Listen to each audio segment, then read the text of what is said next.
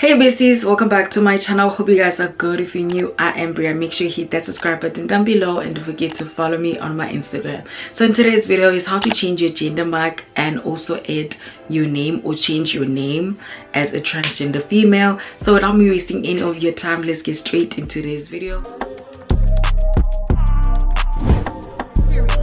So before I actually start today's video, make sure you are subscribed down below if you haven't subscribed, and all the steps that I'll mention in today's video are steps that I actually followed in order for me to apply for a new ID. So what you'll need at Home Affairs is you need to have one small picture. If you're someone that had done the LNS before, you will know that you have to keep these pictures in order for you to have your LNS, and these pictures don't even cost much, you guys. You can have 6 of these pictures for like 50 rand or 55 rand if I'm not mistaken, and these pictures will be used for your application at Home Affairs, and your application will be recorded on their database, so they won't be on your ID, just in case if you were wondering. So another thing you will need at Home Affairs is 2 letters from your doctor. One will be from your medical doctor that states that you are a patient at their practice, and another one will be from your psychologist, will state that you are consulting with them, and you need to be on their database at least for 3 months if I'm not mistaken. And another thing you will need is you will need an old ID copy of yourself. Let's say for instance I was born male, so I use my old ID copy. So another thing you will need is 2 ID copies of your parents. I don't know much about those that actually don't have parents, but I think you might even use an ID copy of your legal guardian, or you can even make an affidavit if you don't have parents. So once you've gathered all your documents for applying for a new ID, you will go to Home Affairs and you will given 2 forms, which one will be for your old ID number and the other one will be for your new ID number. So you will fill in both of those applications, and I think on those applications they will need your mom's ID number, your dad's ID number, your address, your phone number and stuff.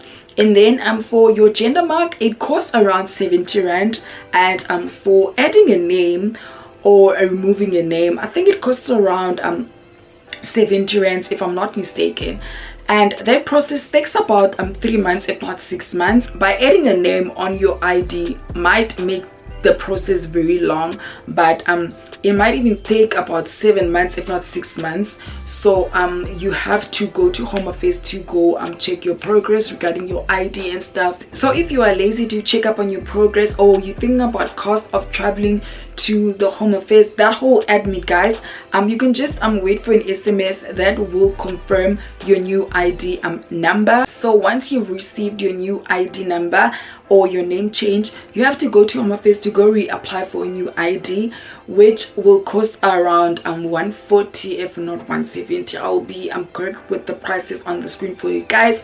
So yeah, and then for your ID you probably have to wait for around 6 months or 3 months or 8 months, if that's the case, because that's how long I waited for my ID. I waited for like 8 months if I'm not mistaken. I went there, yeah, you guys, that whole process was very draining for me.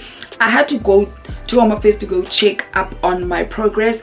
And regarding the email and stuff, if you want to email the Home Affairs department, they are very slow in that department. Sometimes they don't even reply to your email. I've sent them an email I think around January regarding my ID, because I didn't actually have my ID around that time. They still haven't replied to my email till today. So I had to go to their offices to find out about the progress of my ID. So I also called their hotline number, which was very helpful regarding this process, you guys. So what I forgot to mention was you actually need to take pictures of your documents that you get at Home Affairs, and you need to make sure that everything that you're getting at Home Affairs you take pictures of, because Home Affairs sometimes do lose people's documents.